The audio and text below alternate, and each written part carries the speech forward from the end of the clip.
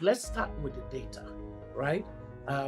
When you look at the fact that 29% of female dominated occupations will be exposed to generative AI. What is your assessment on how AI will affect the informal economies of Africa? It is true that people have slowed down hiring or they're letting people go. By and large, they're not acknowledging that that is because of AI. And so far, it has been limited to white collar. So the biggest change we've seen so far is in coding, where people think they can do more with fewer software engineers. Now that in the US is mostly a male-dominated profession. Let's begin with a question for both of you. Both of you have grown up witnessing economic inequality firsthand.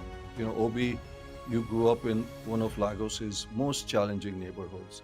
And Anja, you grew up near the Afghan border during the Soviet conflict. When people say AI is described as the next force of economic transformation, what does the word transformation mean through the lens of what each of you witnessed growing up as a child? Obi, let's start with you. Well, if transformation is properly so called, then it would mean remarkable change in the state of being of a thing or a person. And in each of the cases of use of transformation, especially when it has to do with economic well-being of people, the assumption often is that when structures change and so things are transformed, that inherently the individuals within that space in which such an occurrence takes place would be better off for it. Based on the introduction you gave to me and then, of course, to Anja, it is very clear that anyone who's lived within neighborhoods that have been vulnerable to poverty will tell you that transformation, as often used in economic parlance, is very far removed from their experience. And the reason is that unequal benefits of what happens when economies are being transformed is really at a micro level. And so the exclusion of neighborhoods or locations from the theater of transformation can be the reason that you don't immediately hear the word transformation, and then begin to rejoice. It would depend very much on what deliberately is done to ensure that one is included in that transformation process. So, for example, I lived in a Lagos where I saw people who were so poor they couldn't afford the school uniform that their children needed to go to school. I didn't have that kind of an experience, but I saw it. I saw it, and some of those people never escaped. They have become victims of intergenerational poverty. And so I am 63 years old. Some of the people that I knew at that time who were that disadvantaged stayed in the same location until they became parents themselves, then handed over poverty to their own children, and their children are still stuck in the labyrinth of poverty and will potentially hand it over to their own children. And so this intergenerational dynasty of poverty that we have seen across societies where supposedly transformation happened is an indication that we cannot take transformation as a term that embraces everyone. You hear over and over again, Sanjay, and thank you for starting with this, how new technologies are going to be transformational. And they can be, but it's not automatic. We have to make them do that. So I'll give you a specific example. did grow up in partly during elementary school in Abbottabad, which is right at the bottom of the Karakoram Highway and near Northwest Frontier Province in Pakistan. I'm German by background, so my father was a diplomat and we were stationed there. We had a refugee camp in our backyard because at the time there was the Afghan-Soviet conflict going on. And these were the poorest of the poor. And so I think Obi is exactly right. Transformation isn't automatic, but technology can do certain things. Now, let's start with you need to have internet and connectivity and computers. Below that, it's very, very difficult. But let me say some of the positive things in which AI actually might help the world's poorest. And that is, I think, South Asia is actually a perfect example. So if you look at India and what India has done with the Aadhaar ID system, it took people who were essentially unbanked, who were very difficult to find, and it took biometric markers. And now anyone in India, even those in the poorest slums, can go to their neighborhood store and put in their fingerprint scan their iris and say, I am owed this amount of pension from the government, or I am owed these subsidies. And you can layer on top of that good governance. There's less corruption. Fast forward that and layer AI on top of it. And you can imagine, we're not there yet, but you can imagine, for example, payment structures getting even better. You know, you're in Brazil, Obi. PIX, the Brazil Central Bank, is already doing good work with that. Health. AI is starting to be used in health settings for screenings where you don't have clinics there, for tuberculosis, for some cancers. This is in its infancy and it's not going to be automatic, but I think it can be very transformative. So there's an opportunity for transformation, as you said, especially you gave examples of South Asia and Brazil and other places. Obi, coming back to you, you framed the central challenge that we face as an agency divide, not just a digital divide. People talk about digital divides, AI divides. And Anja, you describe this as a great race, AI as a great race between nations. These are, two different kinds of framings. I would like to hear from you that can AI truly be a sovereign competition as you frame it, Anja, and as Obi frames it, an agency building tool for the world's most excluded people? And how do these two goals kind of conflict with each other? Let's start with the data, right? When you look at the fact that 29% of female-dominated occupations will be exposed to generative AI versus 16% of male-dominated roles. At the highest automation risk, 16% of women's jobs versus 3% of men's, right? Then it says that women face displacement because of the kind of jobs that they dominate in. So typists, clerks, receptionists. Men face augmentation, meaning ICT and software, So essentially, when we think of whether this is a digital divide matter on the basis of agency, or we're looking at it, framing it from the perspective of the AI competition, essentially, and mostly between China, the US, and perhaps a bit of Europe, trailing. That tension that we see needs to be understood within the purview of what it essentially means to the already excluded. So if the already excluded are mostly women and young people that are trapped in poverty, then just simply saying, let the nations raise and let the one that is best, lead the rest, that would be like a perpetuation of what we have seen so far. And in a world where we have no business in the 21st century, still carrying billions of people in poverty, that would be a wrong way to look at what AI can do for us. And so I sort of think that this tension between the agency logic, as well as, and then the competition logic, is one that we should not sort of wave aside and say somewhere along the line they would meet. No, they don't just meet automatically.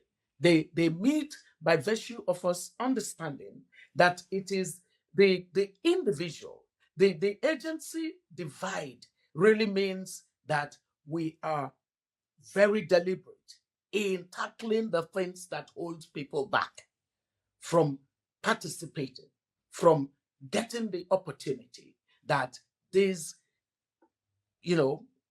genuinely capable of transforming society tool represents. It's an enabler of the process of macro improvement in our world. But if we just simply hand it over to the politicians of this world to reduce it to the basic issue of their testosterone, we would be making a big mistake all over again. And so I believe that the race logic is structurally indifferent to the agency issue. We need people to be treated as people. As a matter of fact, when I look at what AI mostly wants us to understand, it is that in an era where AI can do calculus better than any of us human beings, can respond to issues faster than any one of us, it is actually time for us to go back to being human beings. AI is going to need human beings.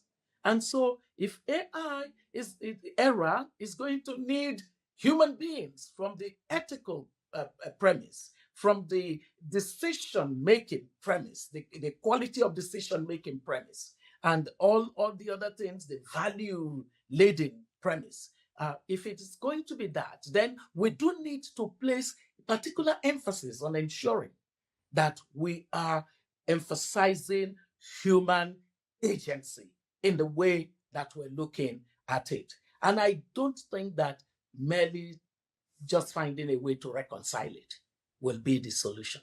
I think that we do need a situation where the agency divide issue wins over the competition issue. The competition issue will leave too many people behind again. So let's put a lot of emphasis on what it is that we can do so that the human agency takes an ascendancy.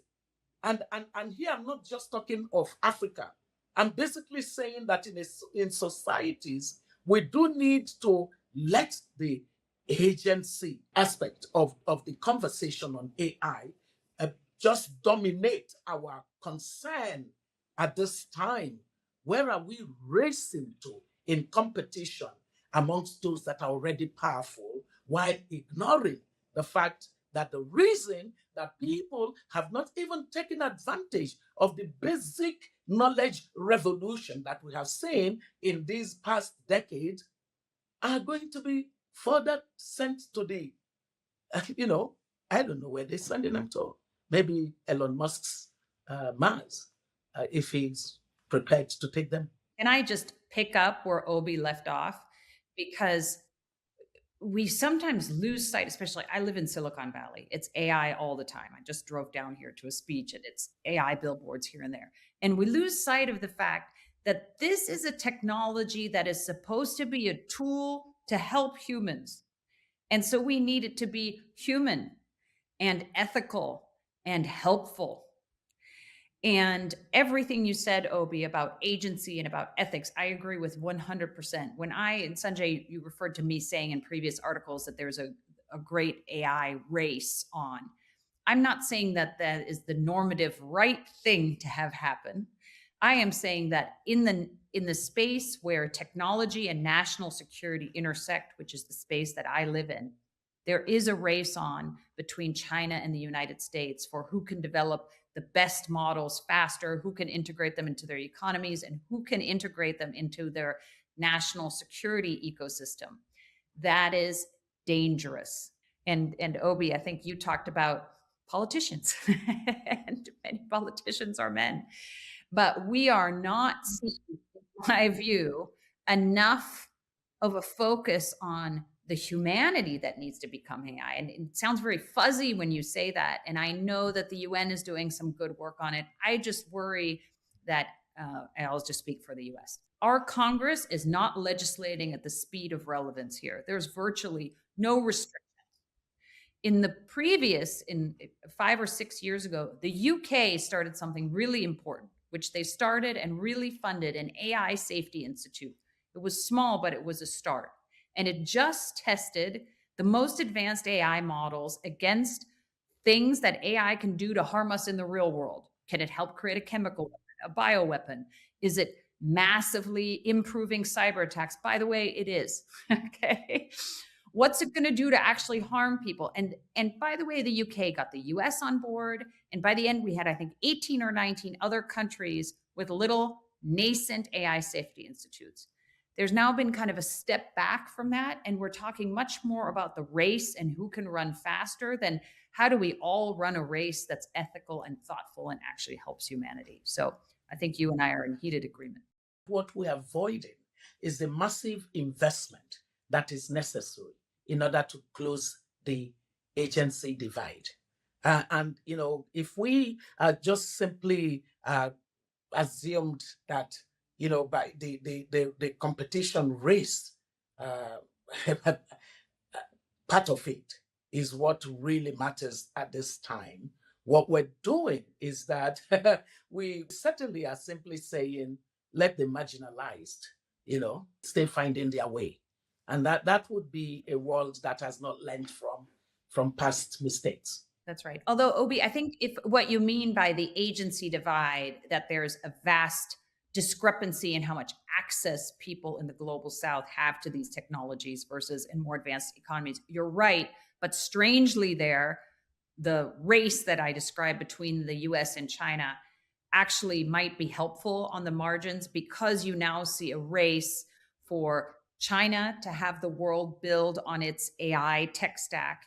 And you have the US under the Trump administration saying the same thing. Now, so far on the US side, they mostly by that mean the Middle East and countries that can pay. But you can imagine, with OPIC and with our Exim Bank and others, the DFC doing more to really compete with the Chinese on the digital Silk Road, that actually it could actually help others get those. I see where you're coming from on this, but we've heard that before.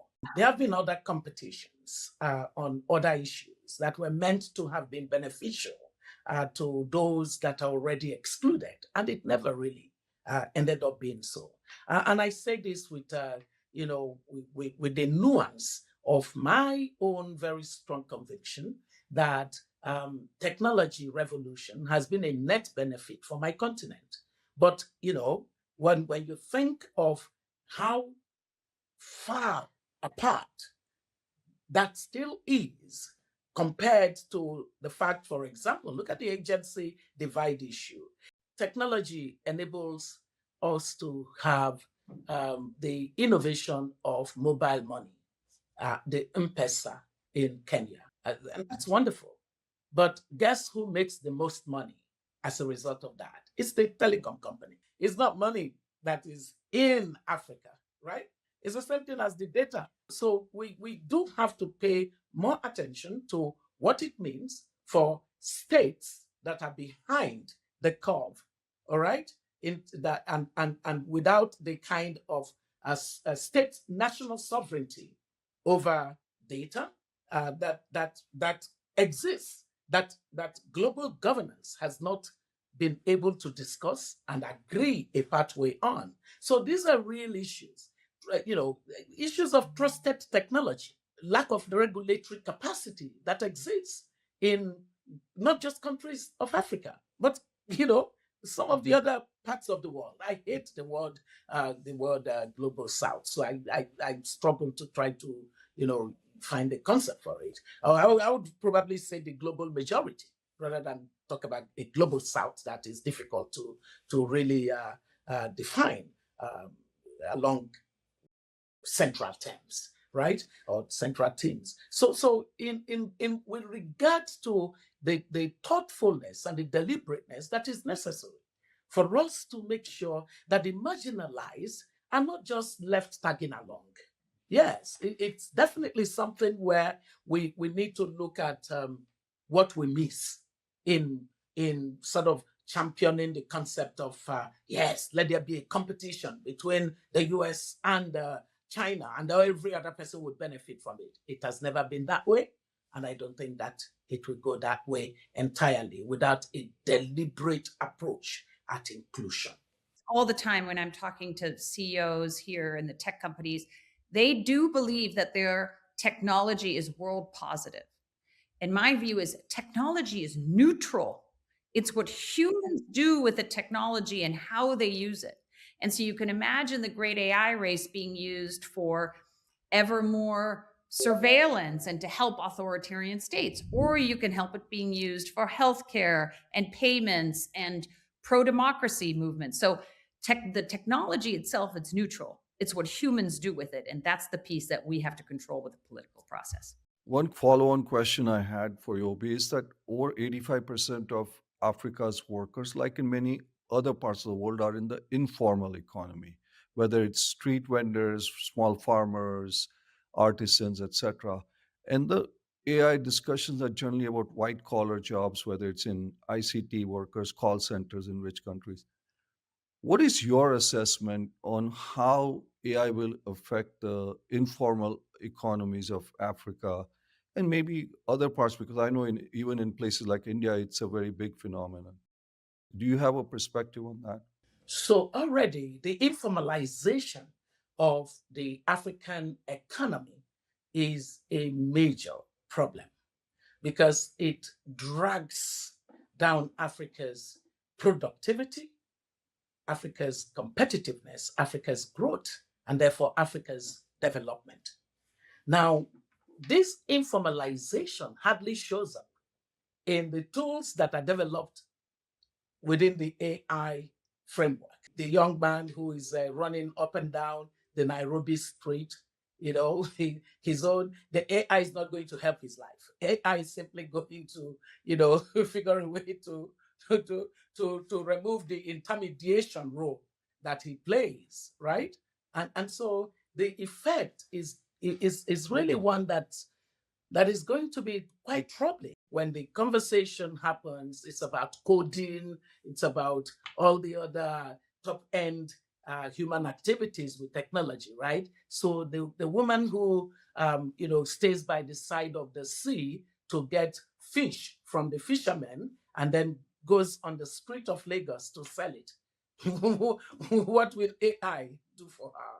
So those kinds of conversations around what the informality sector will go through, when that is also the sector that we have this low productivity activity of majority of the population, most of them, in fact, more than 60% of them being women. So the gender component of what AI essentially will do to the African economy is one that regulators are still not talking about. So policies are not really attuned to dealing with them.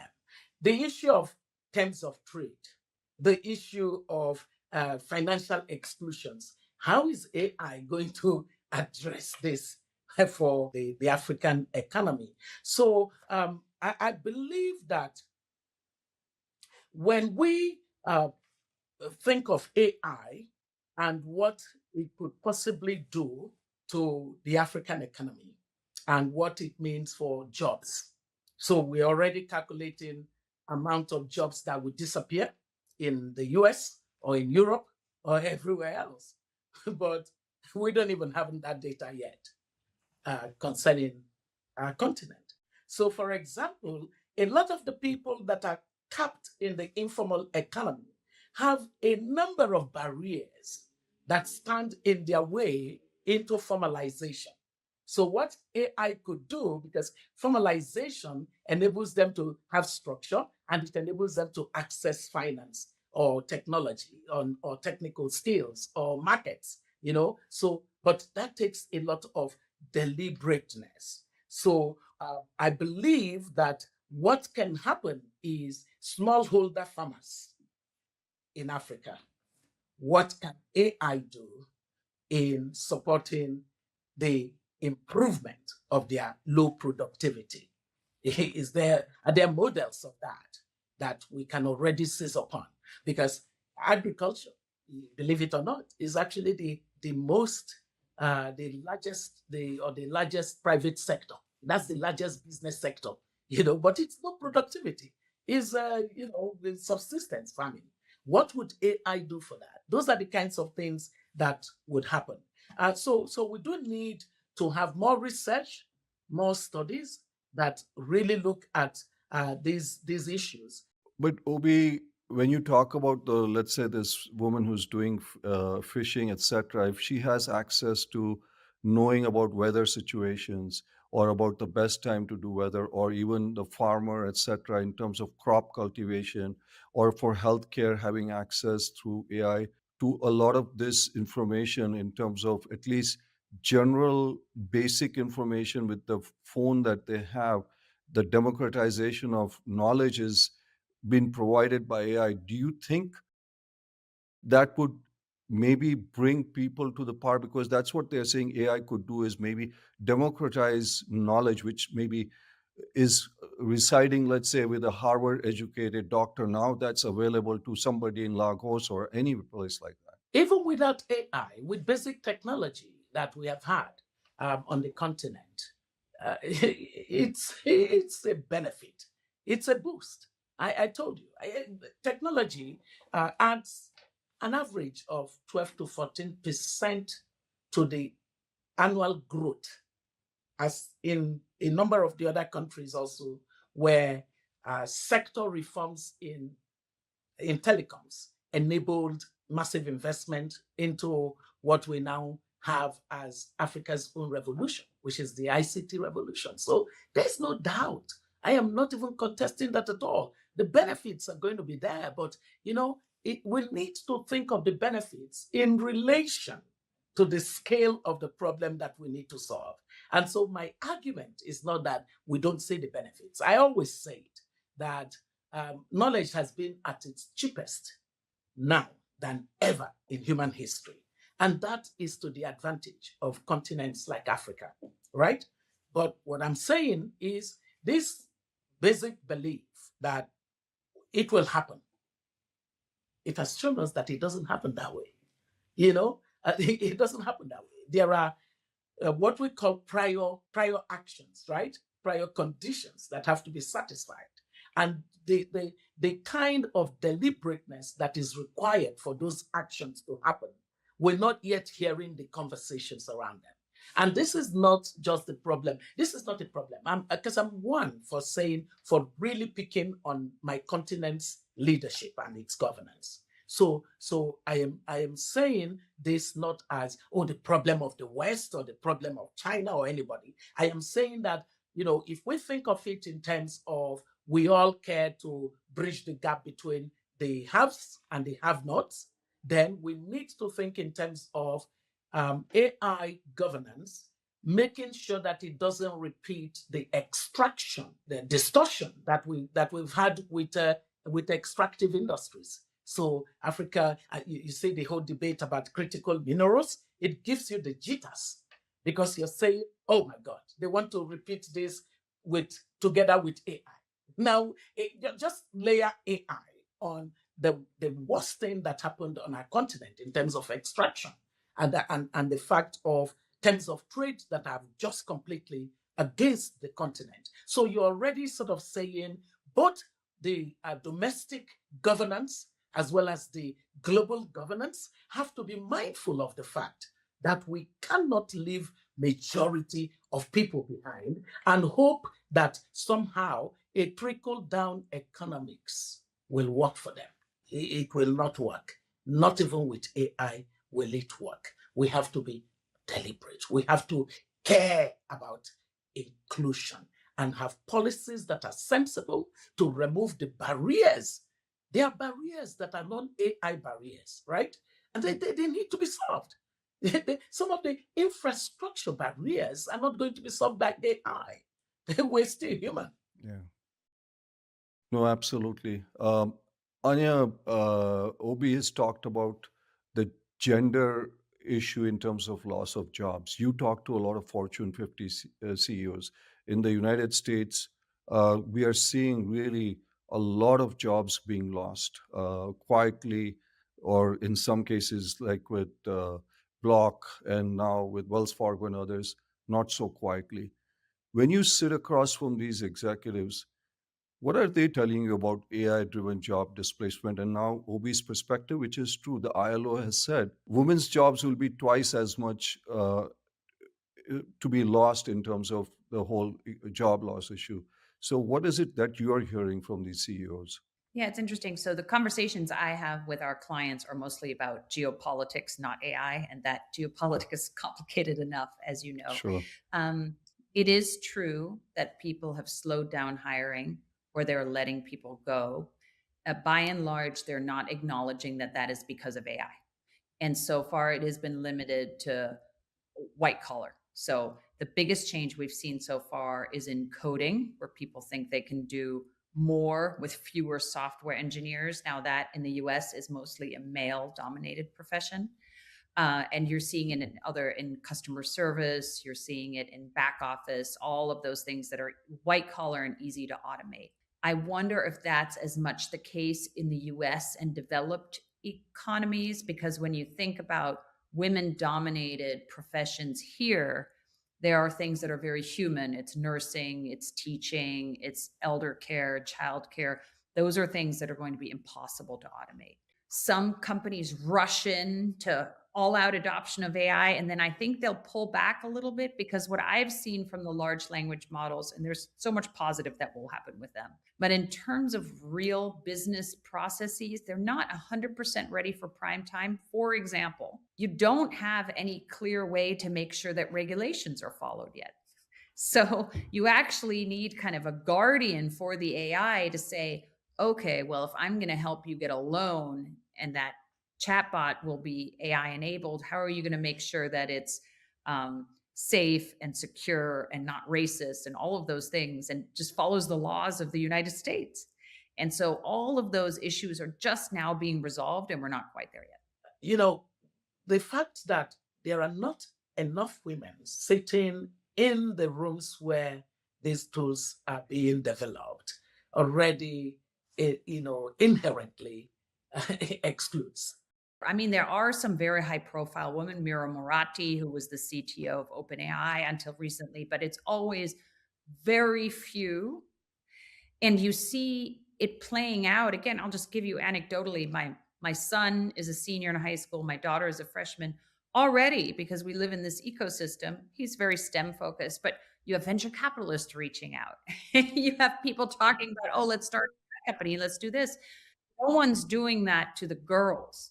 So culturally, and to the extent that our schools here start teaching about how you use AI, the boys have more of an uptake. I think it's just more automatic, not to mention AI turbocharges what's already a pretty ugly environment online for women and girls. And AI can supercharge that, as you saw with Elon Musk's AI companies and like nude deepfakes. So these are all things that you have to work at from an education perspective and from a policy perspective. They're not obvious. And Right. just like you said about economic inclusiveness, it's not just going to solve itself. It has to be solved at a political and cultural level. It really has to be solved at that level. And Sanjay, on the gender aspect of this, when you look at data, 80% of African women lack proficiency in a basic AI. 80%. Okay, 60% have no digital skills training.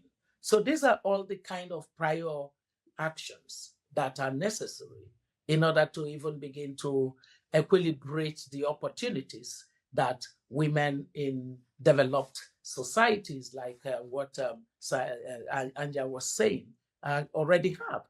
Even your data on the kinds of jobs that women do in developed economies, that's a profile that needs to be taken into consideration when we talk about women if we want to talk about the top end economies of the world, we're not, then when we're leaving out a large number of women from that conversation. I think you're right. And I would say, again, from the US perspective, we say these words like skilling and reskilling, but we don't really do anything about it. Like if you look at China, I was in China just before the holidays last year, and they now have curriculum for every student in China, K through 12, to have an appropriate education for how to use AI. Now, it's not fully implemented yet, but oh my gosh, we're nowhere near there. We have some companies training some teachers, but it's sparse and it's not at the scale that you need. And the idea that you think, oh, there's going to be job losses and there'll be some government program over here by the Department of Commerce that's going to retrain people, it's just not going to solve the problem. You need an approach that starts early and educates people all the way through, both on how to use the AI and the ethics surrounding it. And then you can actually integrate this technology. Obi, you obviously have been fighting, and you spoke about this regarding government corruption. Do you think that AI-powered procurement, monitoring fraud, detection, and transparency tools could help Africa in some ways? Oh, definitely. Definitely. I mean, the fact of the speed of information availability, the fact that people just having access to data and curious about public works, public procurement, can find the information on their fingertip. I always say that the most significant asset of the African today is not a car. It's not even a house. It's actually access to smartphone. And for the younger generation that are using it, optimizing the use, as we get them more and more interested in being advocates for good governance of their society, that this would be tremendously helpful. I think that on the governance space, we push for policies that enable the laws admit of the use of AI for information access. We're good to go. Anja, we are now living in a time where AI is also being used in wars or national security, whether it's in Ukraine or the Middle East. What should be countries around the world, whether it's in Africa or others, the concerns they should have about, you said the US wants to have their stack, China wants their stack. I mean, they become dependent on those stacks if they're going to be using them for, let's say, national security or other purposes. What should be the perspective, especially globally? Yeah. So the tech stack that you build on is one issue, and there's I was recently in the Middle East, and the India AI Summit just happened. I thought there was appropriate focus on how the global majority can build and use this. And so my firm view is not every country needs its own large language model. What you can do pretty effectively is take one that's out there, open source, they're excellent now, create a separate instance and tailor it to the languages and train it on local data and make it useful for your individual society. So that's part one. Part two, when you're really talking about AI use in the military sense, it's very early. As you know, there's a big fight right now, the US Pentagon, about how you use it, what you can use it in. I think those rules need to be quite clear, and it should be not used in surveillance. It's an incredibly Orwellian surveillance tool. We should be very careful. I think it's fine to use it in all of the back office, all of the logistics. When you start talking about how the warfighter uses AI specifically, we've got to be very careful about targeting. And one example I would use is, I live in San Francisco. There are now self-driving cars all over the road. They're doing really well because they're safer and kinder than human drivers. Before the AI can be integrated into warfighting, it needs to be safer and more ethical than human warriors. And I think we're not quite there yet. Okay, be more safer and more kinder is what you're saying. Uh, Obi, we talked about China and the U.S. Governance stack, and the EU AI Act. When you look at Africa, how will their governance be shaped? Will it be a U.S., EU, or will it be something that's reflective more of Africa? How are they looking at governance? The whole investment that is necessary in building up governance capacity to regulate AI is essentially a problem that Africa must solve. The African Union has agreed an AI policy and a resolution around it, and it is doing its best in that regard. But there's a lot of research gap that is uniquely African as far as this space of AI governance is concerned, and so Africa, however, does have a rich reservoir of knowledgeable Africans in the diaspora, and so and a lot of them have in your state where you live, Aya, quite a number of them.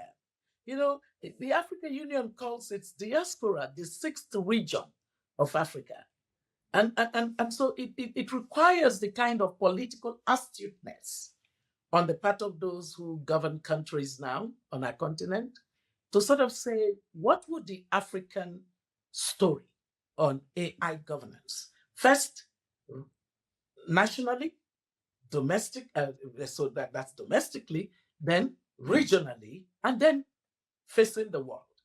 What would that world-facing regime look like? Those conversations are absolutely necessary, but in a direct way of saying the EU versus the US, I think it's closer to the EU, some elements of it, especially because of the matter of self-ownership of your data, the right of the individual to own their data. That is so important because, outside of, there would be a repeat of, some of the things that we've seen where governments can become absolutely irresponsible. Not just governments, but the private sector.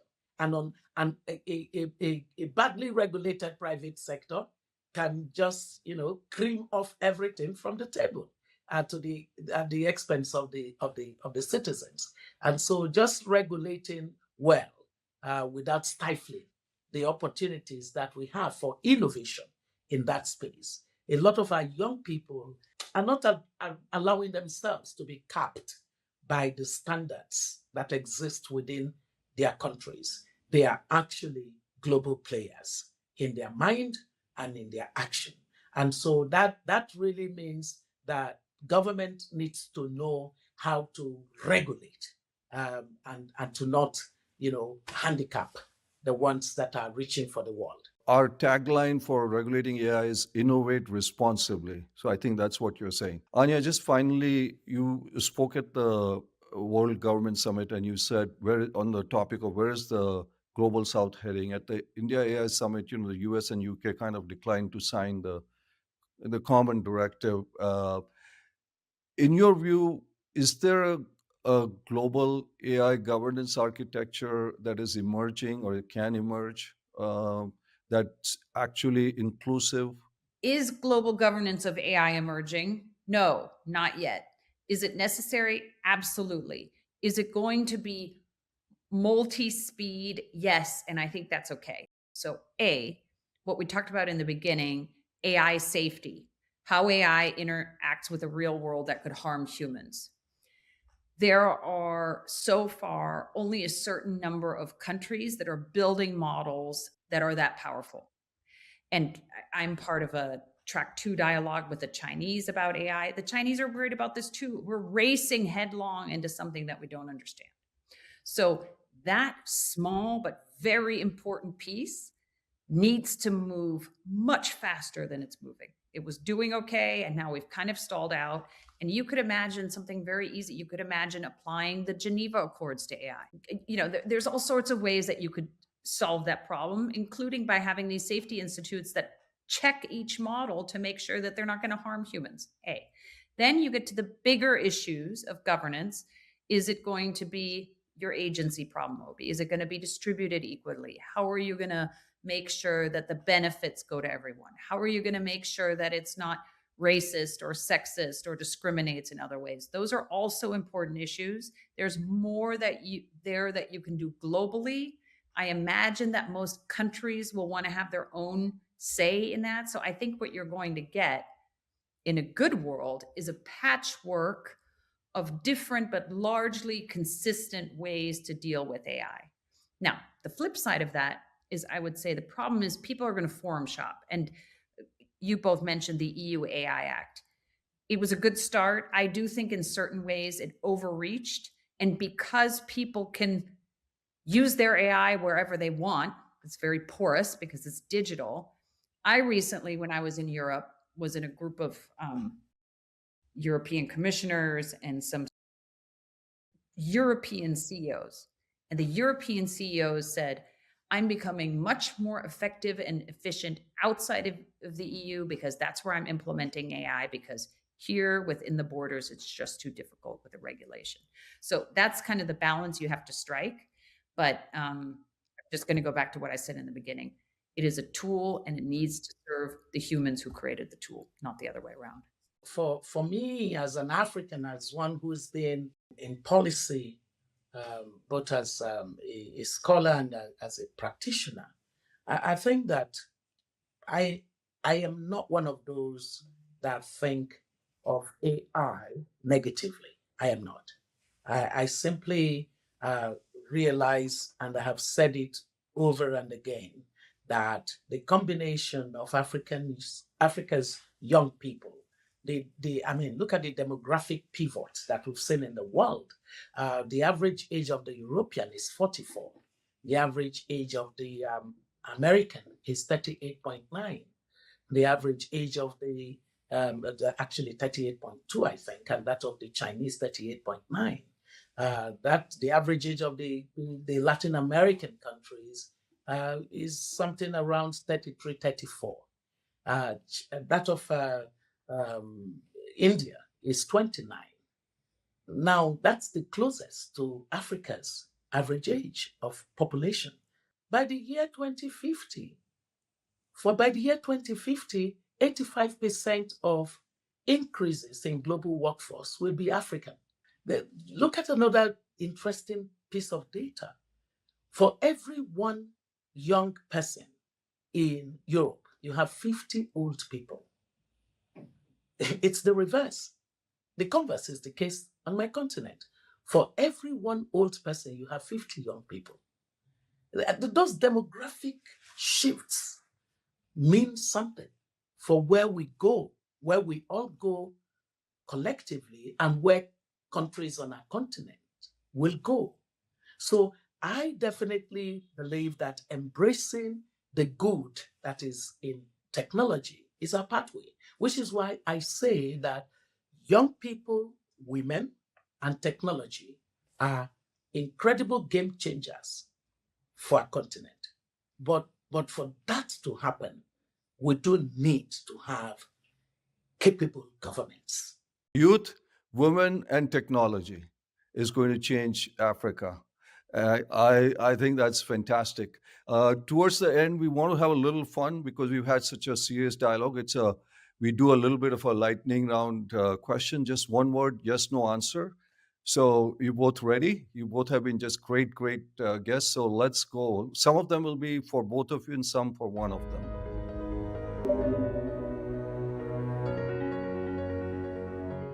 This is for both of you. AI in 2030, is it going to be an economic savior or a disruptor? Conditional. Yeah. Is a global AI treaty realistic this decade? Yes, no. Not realistic. We have to get there. Will Africa have meaningful compute sovereignty by 2030? No. Okay. For Africa, what does it need first, AI or governance reform? Both. Okay. Okay. Let me try another interesting one for you. DeepSeek, is it a threat or an opportunity for Africa? Conditional. Conditional. Okay. Final one, and I'm going to use the word that she said. The best word to describe AI's economic impact in the global majority, as Obi said, not global south, the global majority. What is the best word to describe AI's economic impact? Asymmetry. Anja? Hopefully positive. Wow, what a conversation. Two of the world's most important voices, and I think what strikes me most is the scale of what they agree on with AI's economic transformation, which is already underway, and the decisions being made. Obi, thank you. Your relentless insistence that Africa must be the author, not just the audience of its AI future, I think is a message that every global policymaker needs to hear. And Anja, thank you as always. Your clarity on the technology, the strategy, national security, and your sometimes rare willingness to challenge your own camp is exactly what a good debate needs. Please keep staying tuned in. So it's been such a pleasure. Thank you. Thanks for tuning in to the Regulating AI podcast with Sanjay Puri. If you enjoyed today's conversation, don't forget to leave a comment. We'd love to hear what you thought. Share it with someone curious about the future of AI, and join us next time for more stories and insights from the leaders shaping what's ahead, right here on the Regulating AI podcast.